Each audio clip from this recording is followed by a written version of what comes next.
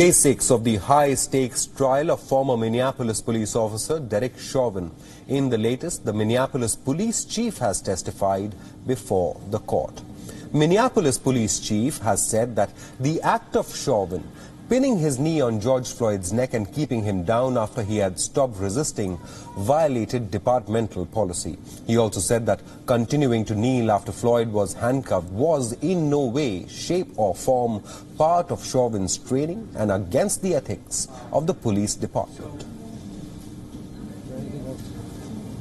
There's an initial reasonableness in trying to just get him under control in the first few seconds. But once there was no longer any resistance, and clearly when Mr. Floyd was no longer responsive and even motionless, to continue to apply that level of force to a person proned out, handcuffed behind their back, that in no way, shape, or form is anything that is by policy, is not part of our training, and it is certainly not part of our ethics or our values. The emergency room doctor who had pronounced George Floyd dead has also testified. Dr. Bradford Langfield said that Floyd's heart had stopped by the time he had arrived at the hospital. He also said that based on the information available, he believed that death by asphyxiation was the most likely possibility than other possibilities. Was your leading theory then for the cause of Mr. Floyd's cardiac arrest oxygen deficiency?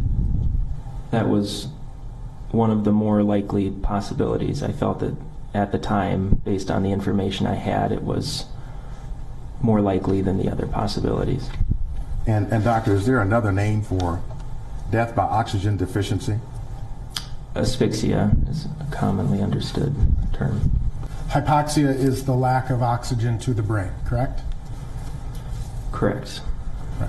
And there are many things that cause hypoxia that would still be considered asphyxiation. Agreed?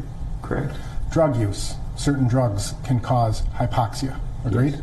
Specifically fentanyl? That's correct. How about methamphetamine?